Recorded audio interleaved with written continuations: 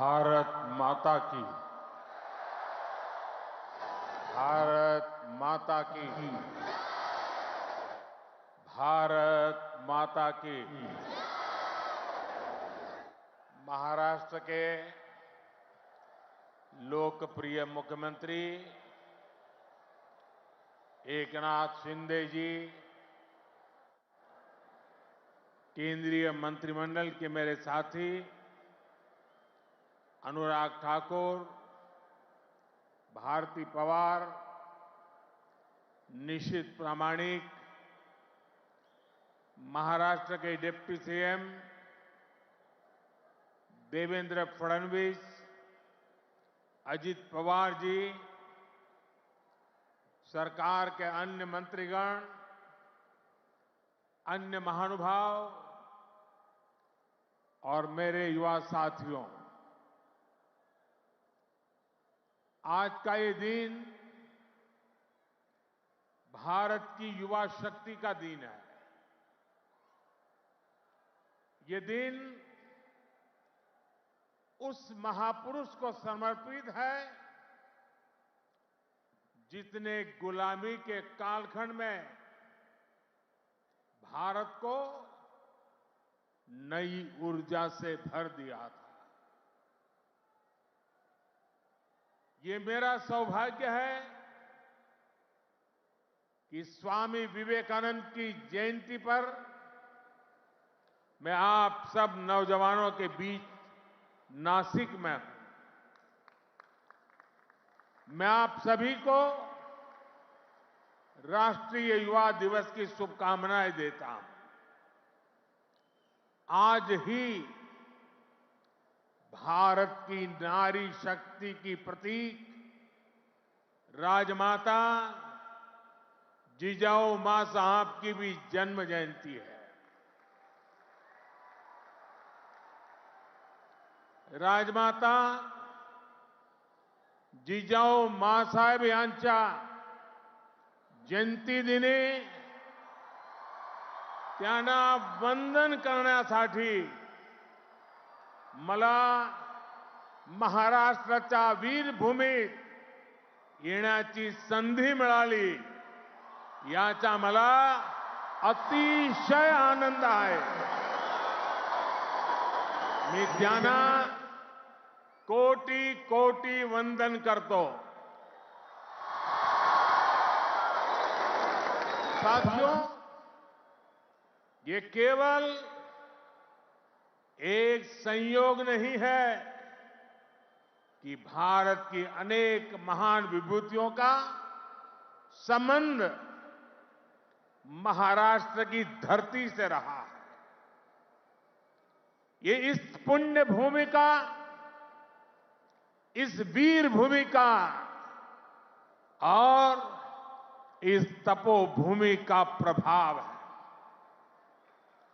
इस धरती पर राजमाता जिजाऊ मां साहब जैसी मातृशक्ति ने छत्रपति शिवाजी महाराज जैसे महानायक को गढ़ा।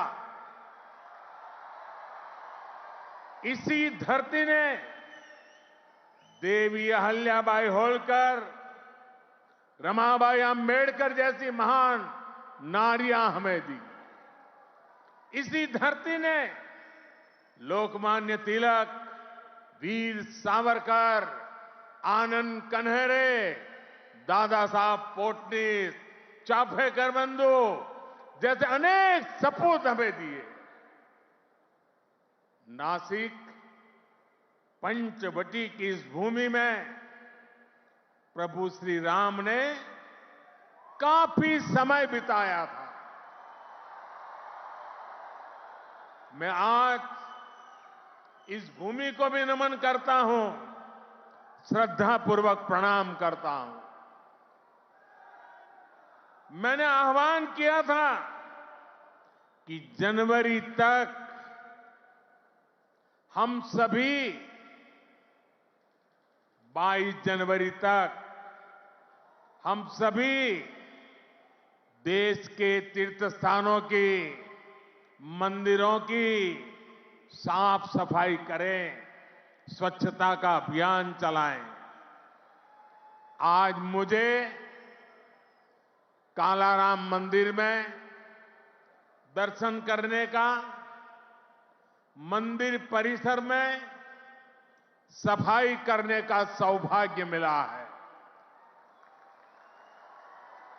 मैं देशवासियों से फिर अपना आग्रह दोहराऊंगा कि राम मंदिर में प्राण प्रतिष्ठा के पावन अवसर के निमित्त देश के सभी मंदिरों में, सभी तीर्थ क्षेत्रों में स्वच्छता अभियान चलाएं, अपना श्रमदान करें।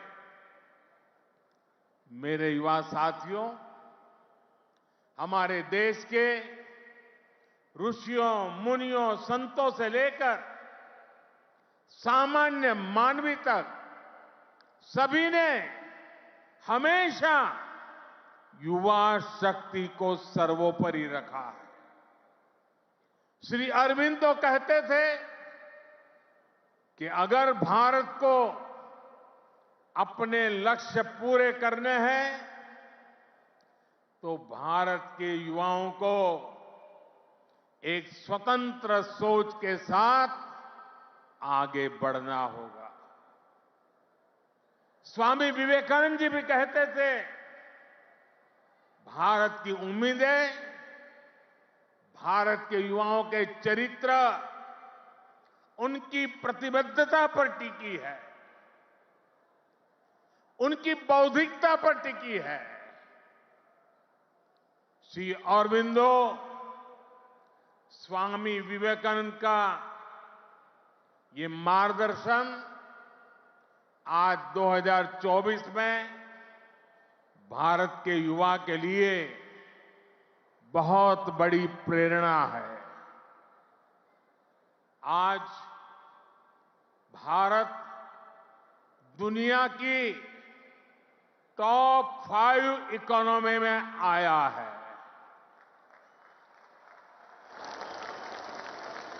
तो इसके पीछे भारत के युवाओं की ताकत है। आज भारत दुनिया के टॉप 3 स्टार्टअप इकोसिस्टम में आया है, तो इसके पीछे भारत के युवाओं की ताकत है। आज भारत एक से बढ़कर एक इनोवेशन कर रहा है। आज भारत रिकॉर्ड पेटेंट फाइल कर रहा है। आज भारत दुनिया का बड़ा मैन्युफैक्चरिंग हब बन रहा है। तो इसका आधार भारत के युवा है, भारत के युवाओं का सामर्थ्य है। साथियों, समय हर किसी को अपने जीवन काल में एक सुनहरा मौका जरूर देता है। भारत के युवाओं के लिए समय का वो सुनहरा मौका अभी है। अमृत काल का ये कालखंड है। आज आपके पास मौका है इतिहास बनाने का, इतिहास में अपना नाम दर्ज कराने का। आप याद करिए, आज भी हम सर एम विश्वेश्वरैया की याद में इंजीनियर्स डे मनाते हैं। उन्होंने 19वीं और 12वीं शताब्दी में अपना जो इंजीनियरिंग कौशल दिखाया, उसका आज भी मुकाबला मुश्किल है। आज भी हम मेजर ध्यानचंद को याद करते हैं। उन्होंने हॉकी की स्टिक से जो जादू दिखाया, वो आज तक लोग भूल नहीं पाए हैं। आज भी हम भगत सिंह, चंद्रशेखर आजाद, बटुकेश्वर दत्त जैसे अनगिनत क्रांतिकारियों को याद करते हैं। उन्होंने अपने पराक्रम से अंग्रेजों को पस्त करके रख दिया था। आज हम महाराष्ट्र की वीर भूमि पर हैं। आज भी हम सभी महात्मा फुले, सावित्रीबाई फुले को इसलिए याद कर रहे हैं क्योंकि उन्होंने शिक्षा को सामाजिक सशक्तिकरण का एक माध्यम बनाया। आजादी के पहले के कालखंड में ऐसे सभी महान व्यक्तित्वों ने देश के लिए काम किया। वो जिए तो देश के लिए, वो जूझे तो देश के लिए, उन्होंने सपने संजोए तो देश के लिए, उन्होंने संकल्प किए तो देश के लिए, और उन्होंने देश को नई दिशा दिखाई। अब अमृत काल के इस कालखंड में आज वो दायित्व आप सभी मेरे युवा साथियों के कंधों पर है। अब आपको अमृत काल में भारत को एक नई ऊंचाई पर ले जाना है। आप ऐसा काम करिए कि अगली शताब्दी में उस वक्त की पीढ़ी आपको याद करे, आपके पराक्रम को याद करे। आप अपने नाम को भारत और पूरी दुनिया में, दुनिया के इतिहास में स्वर्ण अक्षरों में लिख सकते हैं। इसलिए मैं आपको 21वीं सदी के भारत की सबसे सौभाग्यशाली पीढ़ी मानता हूं। मैं जानता हूं आप ये कर सकते हैं। भारत के युवा ये लक्ष्य हासिल कर सकते हैं। मेरा सबसे ज्यादा भरोसा आप सभी पर है, भारत के युवाओं पर है। मैं मेरा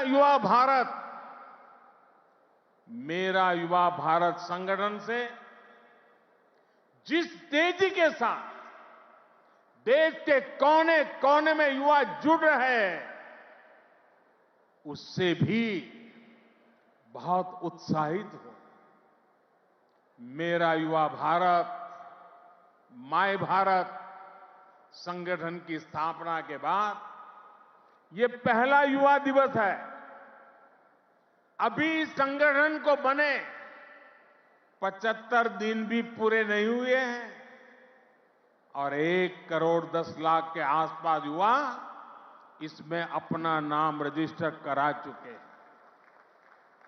मुझे विश्वास है आपका सामर्थ्य, आपका सेवा भाव देश को, समाज को नई ऊंचाई पर ले जाएगा। आपका प्रयास, आपका परिश्रम युवा भारत की शक्ति का पूरी दुनिया में परचम लहराएगा। मैं माय भारत संगठन में रजिस्टर कराने वाले सभी युवाओं का आज विशेष अभिनंदन करता हूं। और मैं देख रहा हूं माय भारत में रजिस्ट्रेशन में हमारे युवा और हमारी युवतियां दोनों के बीच में कंपटीशन चलती है, कौन ज्यादा रजिस्ट्री करवाए। कभी युवक आगे निकल जाते हैं, कभी युवतियां आगे निकल जाती हैं। बड़ी जोरों की स्पर्धा चल रही है। साथियों, हमारी सरकार को अब 10 साल हो रहे हैं। इन 10 वर्षों में हमने पूरा प्रयास किया है कि युवाओं को खुला आसमान दें, युवाओं के सामने आने वाली हर रुकावट को दूर करें। आज चाहे शिक्षा हो, रोजगार हो, एंटरप्रेन्योरशिप या इमर्जिंग सेक्टर्स हो, स्टार्टअप्स हो, स्किल्स या स्पोर्ट्स हो, देश के युवाओं को सपोर्ट करने के लिए हर क्षेत्र में एक आधुनिक, डायनेमिक इकोसिस्टम तैयार हो रहा है। आपको 21वीं सदी की आधुनिक शिक्षा देने के लिए नई राष्ट्रीय शिक्षा नीति लागू की गई है। युवाओं के लिए अब देश में आधुनिक स्किलिंग इकोसिस्टम भी तैयार हो रहा है। हाथ के हुनर से कमाल करने वाले नौजवानों की मदद के लिए पीएम विश्वकर्मा योजना शुरू की गई है। पीएम कौशल विकास योजना की मदद से करोड़ों युवाओं को स्किल से जोड़ा गया है। देश में नए आईआईटी, नए एनआईटी लगातार खुलते जा रहे हैं। आज पूरी दुनिया भारत को एक स्किल्ड फोर्स के रूप में देख रही है। विदेश में हमारे युवा अपना कौशल दिखाया पाए, इसके लिए सरकार विदेश जाने वाले युवाओं को ट्रेनिंग भी दे रही है।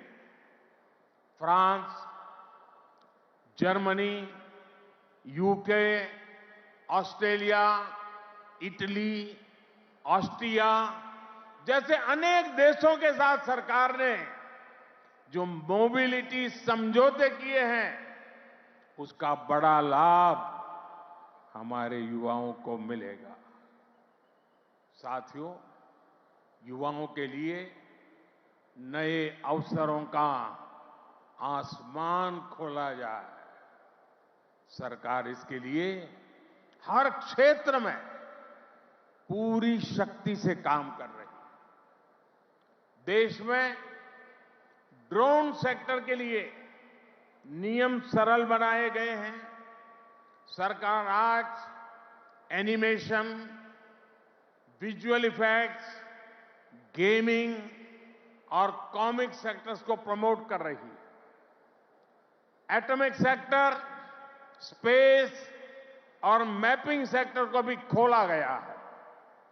आज हर क्षेत्र में पिछली सरकारों से 2 गुनी, 3 गुनी रफ्तार से काम किया जा रहा है। ये जो बड़े बड़े हाईवे बन रहे हैं, वो किसके लिए है? आपके लिए, भारत के युवाओं के लिए। ये जो नई नई वंदे भारत ट्रेनें चल रही है, वो किसकी सहूलियत के लिए? आपके लिए, भारत के युवाओं के लिए। हमारे लोग विदेश जाते थे, वहां के पोर्ट, वहां के एयरपोर्ट देखकर सोचते थे कि भारत में ऐसा कब होगा। आज भारत के एयरपोर्ट्स दुनिया के बड़े से बड़े एयरपोर्ट का मुकाबला कर रहे हैं। कोरोना के समय आपने देखा है, विदेशों में वैक्सीन के सर्टिफिकेट के नाम पर कागज थमाया जाता। ये भारत है जिसने हर भारतवासी को वैक्सीन लगाने के बाद डिजिटल सर्टिफिकेट दिया। आज दुनिया के कितने ही बड़े देश हैं जहां पर लोग मोबाइल डेटा इस्तेमाल करने से पहले 100 बार सोचते हैं। वहीं आप भारत के युवा हैं जो इतना सस्ता मोबाइल डेटा इस्तेमाल कर रहे हैं कि दुनिया के लोगों के लिए अजूबा है, कल्पना से परे है। साथियों, आज देश का मिजाज भी युवा है और देश का अंदाज भी युवा है।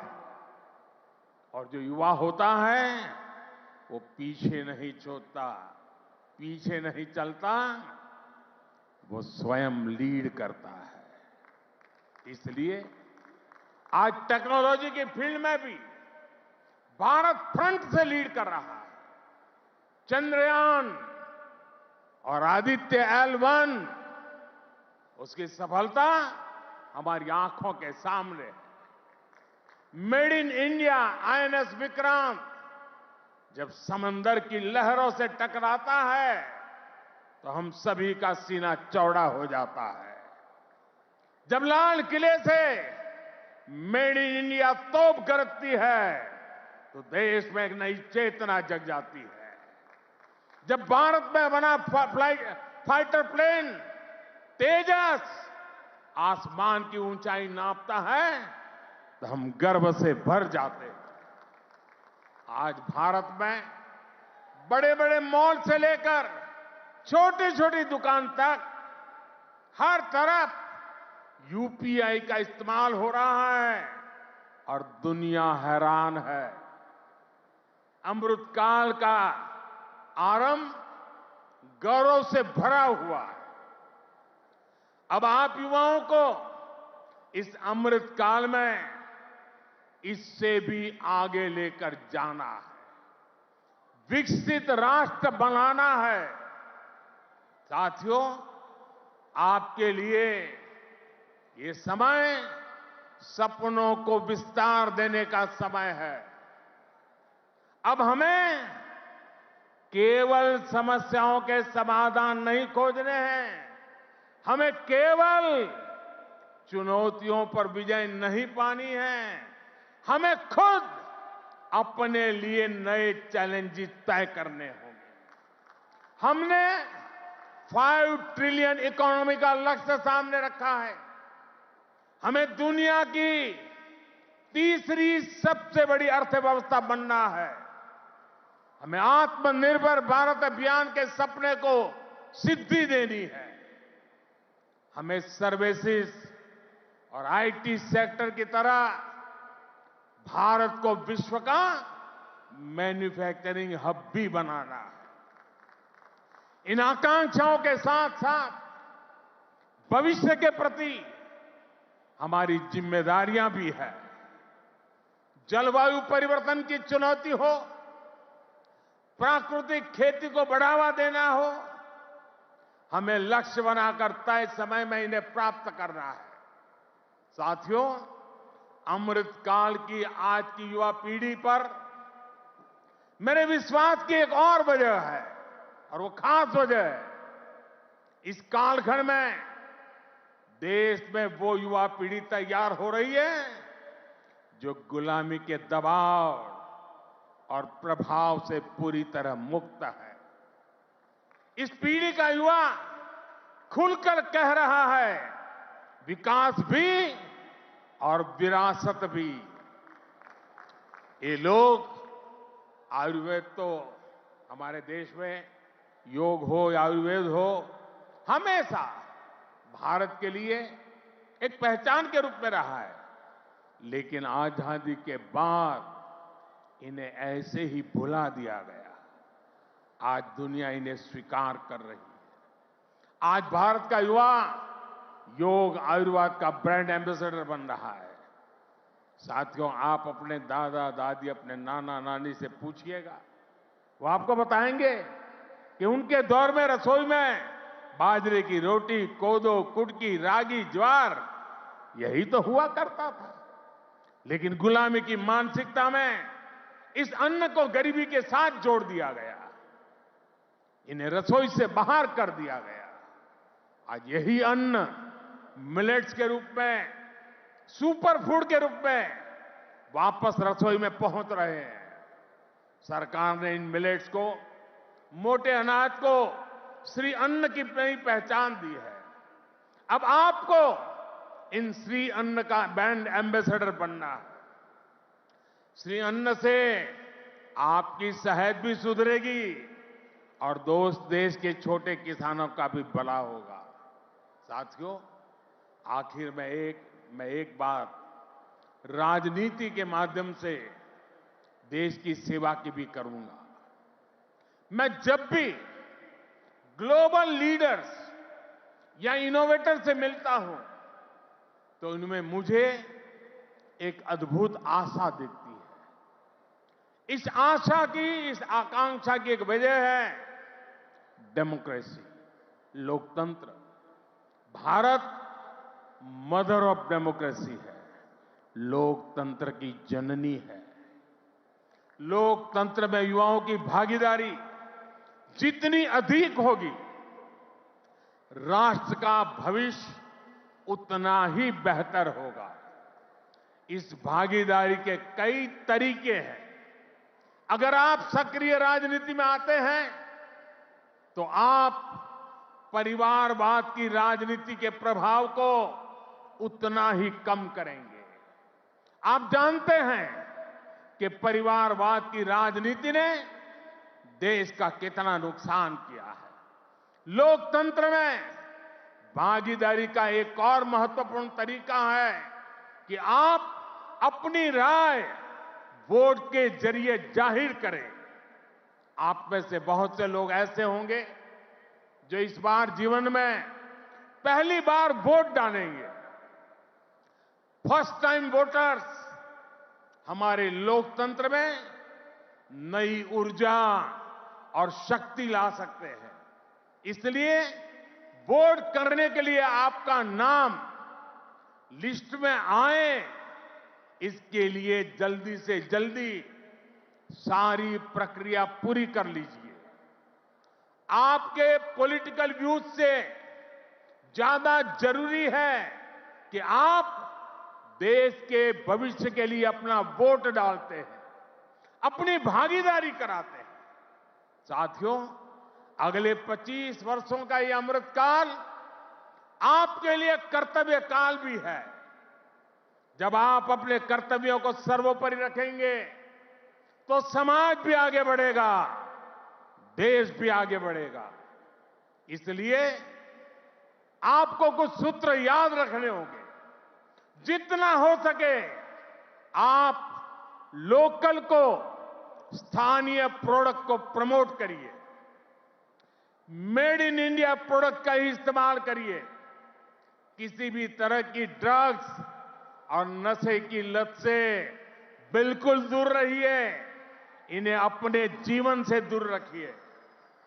और माताओं, बहनों, बेटियों के नाम अपशब्दों का, गालियों का इस्तेमाल करने का जो चलन है, उसके खिलाफ आवाज उठाइए, इसे बंद करवाइए। मैंने लाल किले से भी इसका आग्रह किया था, आज फिर से दोहरा रहा।